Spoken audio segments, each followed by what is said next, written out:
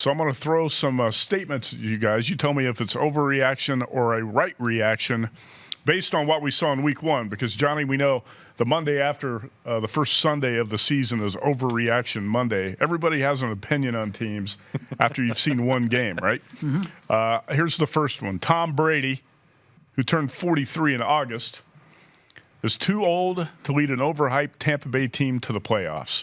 Overreaction or right reaction? Overreaction. Okay.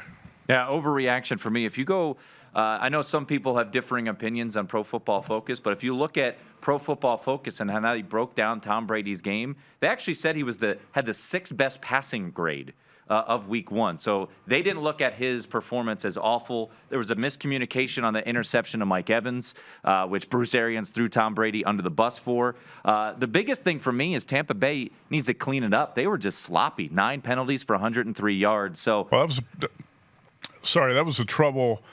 Last year with Tampa Bay. Bruce Arians had the most penalized team in the league.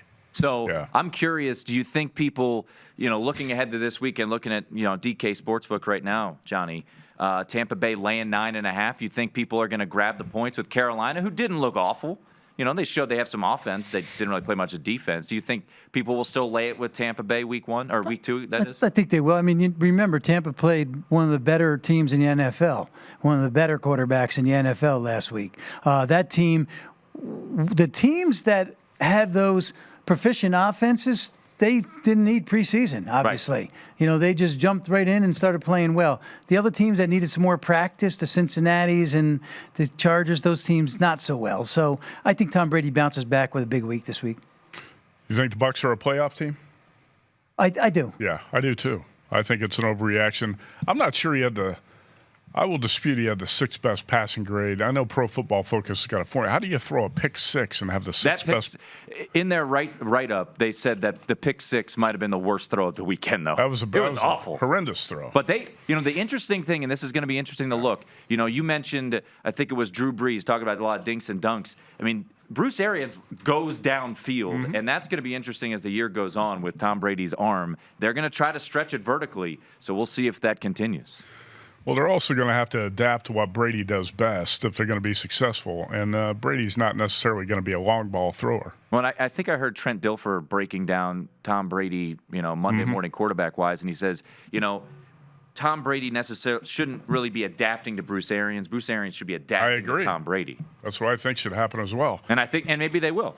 34-23, Saints get the victory over the Buccaneers in New Orleans, and the Saints are going to be out in Vegas for Monday Night Football in less than a week. All right, number 2, overreaction or right reaction. Cam Newton will be a good replacement for Tom Brady in New England, Johnny. Right reaction. And the reason right reaction, because he has never been with a coach like Belichick. Belichick will reel him in.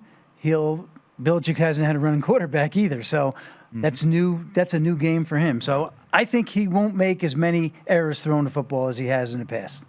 I will say overreaction, because if you watch that game, it was fun to watch, but still, it was a 21-11 win over the Dolphins. Dolphins aren't a very good football team, and the thing that worries me, guys, is when you look at Cam Newton recently, the year he won the MVP and led the Panthers to the Super Bowl before they lost to the Broncos, he was a battering ram. He was durable. Now he's a little bit older. They ran him 15 times, and there were a ton of quarterback, read option type of plays. I'm just worried about Cam Newton lasting this entire season. So that's why I would say overreaction. I don't think he's the right guy, because I don't know if he can make it through a 16-game schedule playing that way. Yeah, I said right reaction here, but I also said this is kind of a wait-and-see situation, because it's too early to get too excited about Cam and the Patriots.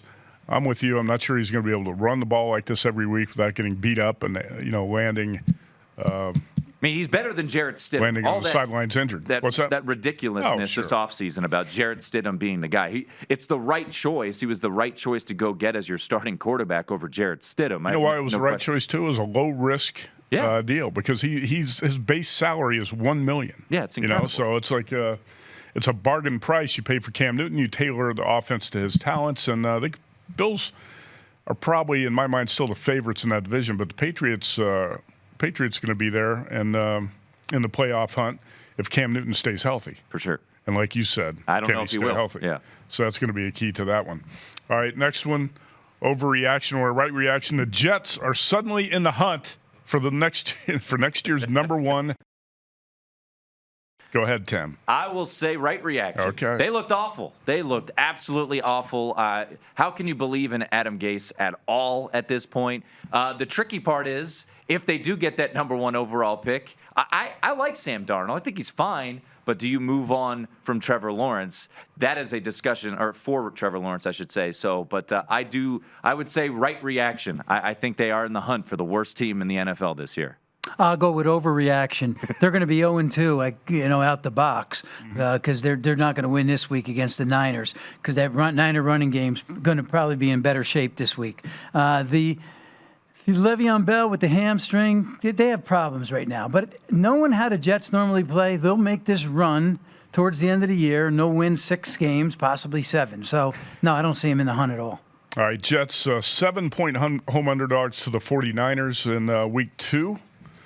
And Jets beat up by the Bills. That game really wasn't close. No. It was 27-17, but if you watched it, the Jets were just pathetic offensively in the first half, 21-3 at halftime, and Sam Darnold looked terrible. I went with right reaction here, but at the same time I said, well, my reaction might be an overreaction because I think right now the Jets are going to look like the worst team in the league right now for the first month. Le'Veon Bell's out with a hamstring injury. Like you said, I don't think these guys really want to play for Adam Gase. No. You got problems on the coaching staff with the defensive coordinator and Adam Gase, Greg Williams. I don't think those guys are on the same page. So the Jets got some problems. Plus, Sam Darnold's a turnover machine. But I'm At not least he doesn't have mono right now, so he's got that right. going for him. I'm not sure the Jets are going to be the worst team in the league. Washington and Jacksonville each won in week 1, which makes the Jets look like the worst team in the league today. Jacksonville will get there. Jacksonville will get there. Sink to the bottom, Yes. you mean? Yes. What about Washington? I don't think so. I think that defense is good enough to keep them around 5-6 wins. Okay, how many games will Jacksonville win? 3. How many will the Jets win? 4. Ooh, okay. Well, that's close. You're in the running for the number 1 draft pick.